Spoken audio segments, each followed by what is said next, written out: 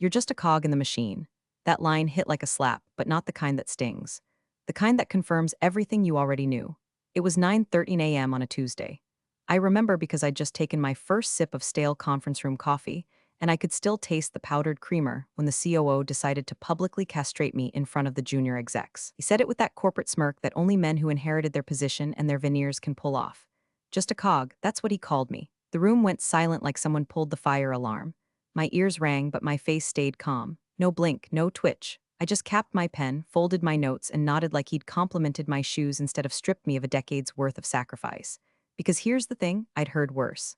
Much worse. But I'd never heard it from someone whose entire production line relied on me not quitting. I ran logistics for a mid-tier manufacturing firm whose whole flagship product, some fancy high-pressure aerospace sealant, relied on one rare, chemically unstable raw material sourced from one lab in one part of Vietnam. And that entire relationship, from customs paperwork to late-night birthday calls to their CEO's mom, went through exactly one person. Me. Now before I go further, if this story's even half as satisfying as it felt to live through it, do me one solid favor, tap that follow button. Help me hit my first 10,000 subscribers. I promise more unhinged corporate war stories with extra spice and zero HR filters. All right, let's get back to the wreckage. So there I sat, still and composed while his words echoed, just a cog. I looked around that table, two interns pretending to check their phones, one VP shifting in her chair, trying not to make eye contact. Nobody said a damn word, and that's when I decided. Right there, I wouldn't rage, I wouldn't cry. I'd exit, but not before pulling the right bolt out of their machine. See, a decade ago, we were scrambling for a stable supply line. No one in procurement could get the Vietnamese lab to even return a call. They didn't speak in purchase orders or RFQs. They worked on trust. And after 3 months of handwritten letters, gift baskets, and learning how to say please in their dialect without sounding like a jackass, I landed the deal. The clause was simple, they only shipped through me, and that was fine with the CEO back then. He even let me sign it personally. Called it a relationship contract. Whatever. Nobody touched it after it worked. Nobody except me. I knew their production calendar better than I knew my own cycle. I coordinated shipments so precise you could set a Swiss watch to M. I once rerouted a delivery around a typhoon and a customs strike without losing a day. I didn't just manage the supply line, I was the supply line. But to the COO, I was just a liaison, a corporate paper shuffler, someone who forwarded emails and booked flights. That's all he saw because that's all men like him ever choose to see. You do your job too well, they forget you're doing it. That meeting ended like any other. The new marketing guy pitched a slide deck with stock photos of happy welders. The CFO asked about margin erosion. I sat there, quietly scripting my exit in my head while that idiot kept talking like he hadn't just nuked the one person keeping his quarterly forecasts from going up in smoke. 2 days later, I booked a call with the lab director. Her name's Lynn. She calls me sister. She picked up on the first ring. Is something wrong? She asked. Not yet, I said, but I think we should talk. And that's when I felt it, something uncoil in my chest. Not anger, not fear, something colder. Resolve. I was done being their cog. But when I left, I'd make sure they learned exactly what kind of machine they were dealing with. The morning I handed in my resignation, I wore the same gray blazer I wore the day I signed the supplier contract. Not because I'm sentimental, because I wanted the symbolism, even if no one else would catch it. 10 years full-time, and my exit interview was scheduled between the junior analyst's onboarding and some wellness webinar about embracing workplace change. I walked into HR like I was ordering lunch. Polite, professional, cold-blooded. No tremble in the voice, no trembling lip. Just a 2-line letter printed on thick ivory stock and clipped to a manila folder that I slid across the desk. The HR rep blinked twice like she expected more. A meltdown, a threat, a severance negotiation, something. Instead, I smiled and said, 2 weeks from today. No need to throw a party. Back at my desk, I started packing things slowly.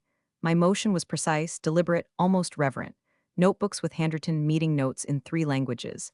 A chipped ceramic cup from Hanoi I used to hold pens. Jade frog paperweight Lynn sent me after I helped her clear a stuck shipment during Lunar New Year. At the bottom drawer sat a black file folder with one label, handwritten in silver ink. Primary supplier binding terms. I slipped it into my leather tote without opening it. It didn't belong here anymore. As I worked, my mind drifted backward, not to the insults or missed raises, but to the beginning. The real work. Back when we had no leverage. The Vietnamese supplier had no reason to trust a no-name American company that couldn't even pronounce their region correctly. Everyone had written them off as difficult.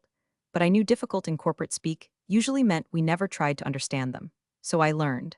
I stayed up nights reading about their customs, their business etiquette, their cultural holidays. I memorized family names. When Lynn's mother passed, I sent white orchids and a condolence letter written in formal Vietnamese, triple-checked by a local interpreter. When her son was born, I shipped over a hand-knitted baby blanket and a bottle of American whiskey for her husband. I kept time zones in my head like a second religion. Midnight for me meant lunchtime for her. There was the call where she sobbed over a blocked port, and I stayed on the line for 4 hours until it cleared. One where we shared tea over video and she told me I worked harder than most men she knew.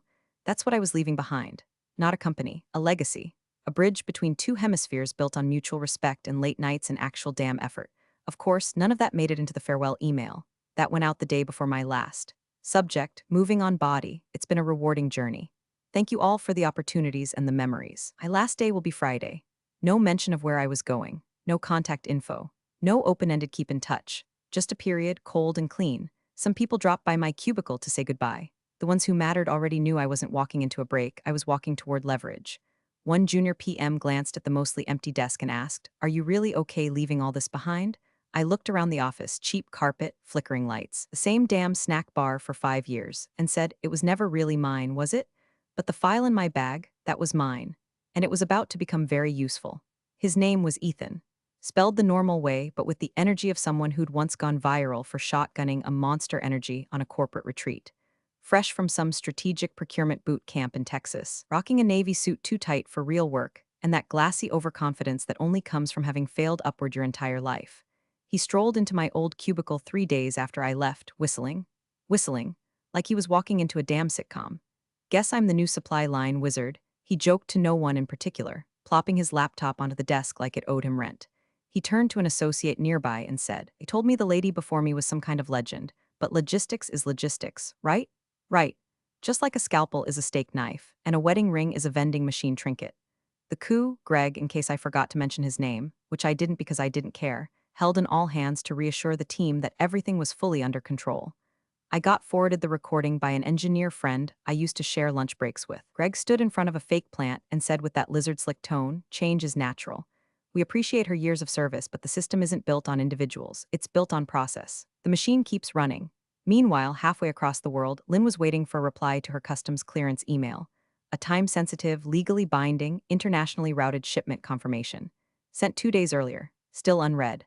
The silence grew teeth. First ripple hit end of week. A small delay reported from the port. Nothing catastrophic, just odd, no explanation, just a note that the cargo was held pending authorization.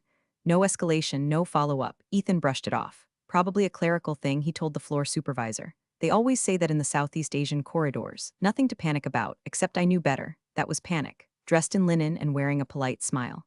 A few days later, the real blow landed. Shipment canceled. Reason unverified intermediary. Greg got the email first. My contact at the supplier had finally responded to inform the company very succinctly that all future shipments would be suspended until their authorized representative returned to the negotiation table. No fluff, no apology. Just Vietnamese business etiquette, silence as punishment.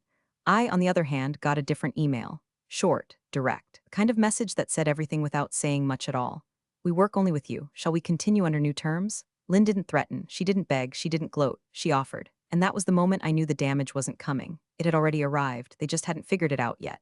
By the end of that week, whispers started drifting through Slack channels. Why are production buffers shrinking? Why is Project Raptor on hold? Why hasn't Ethan posted in the procurement dashboard? My inbox, meanwhile, was lighting up from competitors. One in particular caught my eye. Smaller, hungrier, run by a woman I respected from a past conference. They were scaling up and running into material constraints. I sent a 2-line reply, "Let's talk." The machine hadn't stopped yet. But now, even its own parts were starting to ask, why does it smell like burning? First factory floor went quiet on a Monday. That's when you know it's real. Mondays are chaos. Mondays are forklifts groaning, air compressors hissing, supervisors yelling over machines that were built during the Cold War and never stopped running. But that day, nothing but awkward silence and one sad radio playing Bon Jovi on low volume. The titanium boron shipment was officially 4 days late. That might not sound like much, but in manufacturing, 4 days is a death sentence wrapped in an apology email. Without the alloy blend, line 2 couldn't even start the mixing process. Line 3 relied on line 2 byproduct. By the end of the shift, 3 production cells were twiddling their thumbs and racking up idle hours like it was a union holiday. Greg, of course, didn't blink. At the morning ops call, he blamed supply chain inconsistencies. By lunch, it was weather events in the Pacific corridor. By end of day, staffing inefficiencies. That last one pissed people off. I got the first panic DM around 2:43 p.m. "Please tell me you didn't actually leave them high and dry. You did something right?" I didn't answer, not yet. Meanwhile, Ethan had gone radio silent. Apparently he'd tried sending an escalation request to the supplier. It bounced. Then he tried WhatsApp, left on read. Poor kid still thought ghosting was something that only happened on Hinge. Behind the scenes, I was building a real machine. The boutique rival I'd contacted, let's call them Helix MFG, had serious potential. They weren't big, but they were sharp. No dead weight. No legacy systems from 2006 still duct taped to Excel macros. I didn't tell them everything, not yet. Just enough to prove I knew the road and held the map. By the end of the week, I had flown out to their HQ under the guise of an informal discussion. In 3 hours, I gave them more clarity than their last two consultants combined. Showed them how to reroute their fulfillment paths, identify weak link vendors, and pre-clear customs with a broker I trusted in Da Nang. Then came the keystone. I slid a red folder across their VP's desk. Inside, a proposal. One line stood out in bold: raw material continuity through exclusive intermediary agreement, term flexible. Their COO looked at me and asked, "Is this legal?" "Absolutely," I said. "It's also inevitable." Back at my old company, the walls were buckling. Supervisors began forwarding complaints. External clients started asking questions, real questions, not the kind you answer with buzzwords. One aerospace partner issued an official warning: if delivery is not restored within 10 business days, we will begin pursuing alternative suppliers. Greg held another town hall, voice strained, tie crooked. He told the staff this was just a hiccup, that procurement is a team sport. Someone in the back coughed the word bullshit just loud enough to be plausible deniability. One floor manager quit mid-shift, walked off the line, threw his badge on the break room table and said, "I'm not going down with this circus." The ripple turned to waves. And me? I was sipping black coffee in Helix MFG's glass-walled boardroom, sketching out their new logistics workflow. I watched the news feed on my phone like a slow-motion train wreck. You know that moment in a horror movie when the monster's already inside the house, but the characters keep opening doors like everything's fine? Yeah, that's what it felt like. Only this time, the monster wasn't hiding in the closet. She was sitting in a competitor's office with a pen, a contract, and one hell of a grudge. The investor call was live-streamed at 10 a.m. sharp, and I watched it from a corner table at a quiet espresso bar with decent Wi-Fi and a perfect view of my little digital demolition project. Greg looked like a man who hadn't slept in days, which, judging by the twitch under his left eye, was accurate. He wore a jacket too big for his frame, hair shellacked back like a ventriloquist dummy, and opened with his trademark smirk. Only this time, it flickered. "Good morning, stakeholders," he began, voice just a tick too high. "We've been experiencing some temporary supply chain turbulence. Turbulence, like the Titanic hit a pothole." He rattled off phrases like unexpected material disruptions, proactive mitigation strategies, and my personal favorite, cross-functional resilience realignment. The CEO sat beside him, lips pinched into a thin, silent line. He didn't say a word for the first half hour, just nodded occasionally, like someone slowly realizing the pilot had left the cockpit mid-flight. I sipped my espresso and waited, because I already knew what was really happening. That morning my inbox had 3 anonymous screenshots. No subject lines, no signatures, just the raw panic of corporate rot setting in. Email 1 from a floor manager: "We are now 7 days behind on the composite blend batch. Ethan has not responded. No usable guidance from executive leadership." Email 2 from procurement: "Contact attempts to the supplier have failed. They referred us to the previous liaison. Legal says we can't force compliance due to Clause 7.3. Does anyone know what Clause 7.3 is?" Email 3 from Greg to the CEO, timestamp 2:11 a.m. "I was not aware the contract was non-transferable. This is being weaponized against us. We may need to prepare for investor fallout." Weaponized. Like I was some rogue arms dealer instead of the woman they called a cog. Right around the time Greg was fumbling through a prepared Q&A, Helix MFG went live with their product launch. Full-page announcement on LinkedIn. Crisp branding, smiling engineers. They named the new product line Vanta Flex, same alloy base, better turnaround, and improved tensile specs. Guess where they sourced the material? At 10:42 a.m. Lynn sent her official reply to Greg's last Hail Mary email. I didn't see the message firsthand, but someone on the inside copied the meat of it into a private group chat and forwarded it my way. "Dear Mr. Wessler, as stated previously, we no longer have a valid agreement with your organization. Our production is now fully committed to a new partner. Thank you, L. Hone, no warmth, no openings, a deadbolt click." I didn't laugh, I didn't cheer. Not yet, instead. I closed my laptop and walked out into the sun. People assume revenge feels like fire. But this wasn't fire, this was architecture. A new structure, clean and sharp, built in the footprint of the crumbling empire I'd left behind. I was done hiding. I didn't need to gloat. The machine was eating itself, and I had already sold the blueprints to a better one. The envelope was hand-delivered by a man in a wrinkled gray suit, who looked like he'd rather be literally anywhere else. He muttered my name, confirmed it with a half-hearted ID check, and then handed over a thick stack of paper clipped inside a faux leather folder that probably cost more than Greg's soul. At the top, notice of legal complaint, alleged sabotage and misappropriation of proprietary supply chain agreements translation. They were trying to sue me for torching the very thing they lit the match under. I flipped through the pages slowly, sipping mint tea, and letting each accusation land with all the weight of a toddler throwing cotton balls. Intentional disruption of contractual obligations, unlawful retention of corporate assets, breach of loyalty. My personal favorite? The defendant manipulated exclusive channels for selfish gain, knowing it would cause irreparable damage. They spelled my name wrong on page 3, twice. My lawyer, Marcia Kellerman, a woman whose voice could curdle blood and whose memory of contract law was matched only by her hatred of corporate mansplaining, called me before I could even finish reading.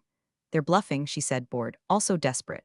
Want me to end this politely or surgically? Surgically, I said. No anesthesia. We opened with the clause they forgot. The clause Greg had probably skimmed 10 years ago while thinking about his next round of golf. Clause 7.3 agreement binding to intermediary representative supplier maintains exclusive discretion to continue or terminate shipments based on relationship with named liaison, hereby listed as my full legal name. No successor may assume rights without express written consent of supplier. Stamped. Signed. Sealed. By the original CEO. By Lynn. By me? Marcia sent over our rebuttal in a single, devastating PDF. Original contract communications confirming supplier refusal to transfer agreement, a timeline of my resignation. Clean and civil, a list of all Helix MFG correspondence post-employment, none of which included any proprietary information. She ended the email with 3 sentences that made me want to bake her a cake. We urge you to dismiss this baseless complaint. Should you wish to pursue further action, be advised we are prepared to counterclaim for defamation and damages. Thank you for your attention. The lawsuit collapsed faster than Greg's investor pitch. No public statement, no apology. Just silence, cold, stunned, bureaucratic silence. But the industry heard. Whispers started circulating at conferences and in Slack groups I was still quietly a part of. She left and took the entire backbone with her. They tried to sue her for contracts she literally owned. She's consulting now, be careful if she switches sides. One procurement director from a Fortune 500 firm reached out anonymously. You're kind of a legend right now. I didn't reply. I didn't need to. The old company stopped talking about the lawsuit. Stopped talking about me. Stopped talking, period. Funny thing about trying to drag someone down in court, sometimes you just give them a bigger stage. Now, my name wasn't whispered out of fear. It was whispered with respect. The implosion wasn't cinematic. No explosions, no alarms. Just the slow, suffocating collapse of something once too bloated to move, and now too hollow to stand. It started with the aerospace account. One of the big ones. A contract that used to be framed on the hallway wall like a high school diploma. It pulled out with a 3-line statement that made the boardroom go ghost white. Due to ongoing fulfillment failures and uncertainty around supply stability, we are terminating our agreement effective immediately. That was the first domino. By the end of the week, 2 more clients announced they'd be reevaluating partnerships. One of them moved their next order to Helix MFG. I knew because I'd helped them draft the pitch deck. Inside the company, the floor buzzed with nervous energy. Slack channels filled with rumors. Why hasn't Greg posted since Friday? Who's the temp sitting in logistics now? I heard the supplier signed something exclusive. Is that even legal? The official announcement came the following Monday, disguised as a calendar invite. Emergency executive session board. Only 3 hours later, Greg was gone. Put on administrative leave, which is HR speak for we need you out before shareholders demand a blood sacrifice. The same man who told me I was just a cog had become the first part of the machine to be forcibly removed and buried under a thick layer of corporate spin. No farewell post, no email, no send-off party. Just a chair left vacant, his name tag quietly peeled off by an intern who probably didn't know who he was. And then it spread. Departments started cannibalizing each other. Legal blamed procurement. Procurement blamed logistics. HR started realigning resources, which meant layoffs in waves, disguised with transition packages and beige severance folders passed across conference tables like funeral pamphlets. I heard stories. Someone from accounting crying in the stairwell. One of the engineers emailing out their resume from the company printer. Project manager locking herself in a glass-walled office and ignoring knocks for 4 straight hours. And me?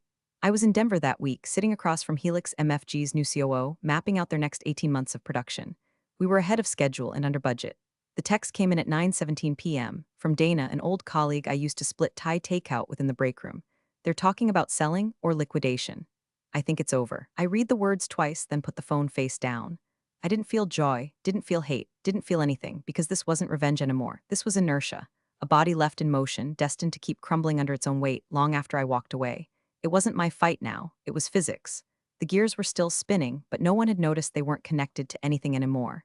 The press release went out at 8:03 a.m. on a rainy Thursday. I didn't even have to look for it. Someone forwarded it to me with the subject line, "Told you so." Breaking. Valence Industries files for Chapter 7, bankruptcy cites unrecoverable supply chain failure as primary cause just like that. 12 years of half-assed strategy, ego-driven cost-cutting, and bureaucratic arrogance swept into a three-paragraph statement written by a junior PR assistant, probably crying in a bathroom stall between edits. It didn't mention my name. Of course they didn't. But I was everywhere in that press release. Unexpected material discontinuity, loss of key vendor access, cascading impact on contractual obligations.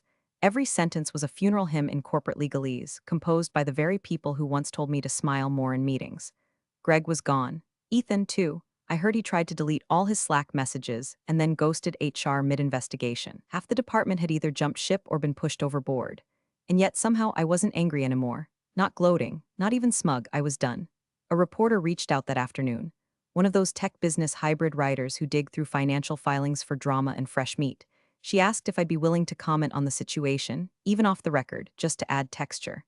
I read her message twice, smiled faintly, and then closed the tab without responding. No comment, because the machine had already stopped. I didn't need to dance on the wreckage. I'd already built something better. Helix MFG's newest product line launched that same week. Clean rollout, no delays, clients from 3 continents. Industry buzz said we were poised to become the default supplier in the specialty composite market within 6 months. And sitting across from me in a quiet tea house tucked between 2 rows of cherry blossoms in Da Nang was Lynn. She poured the tea with practiced grace. No small talk, no ceremony, just business cloaked in trust. Between us sat a folder, thick with signatures and lined with ink that still smelled faintly of permanence. She looked up and said, "You were right to walk away." I nodded, took a slow sip, and watched the steam curl into the air like the final breath of a dying engine. "I was never a cog," I said, almost to myself. "I was the one who oiled the whole machine. And when I left, I took the oil with me. Appreciate you sticking around, you legends of the break room. Subscribe for more chaos. Let's make your old managers spill their coffee in fear."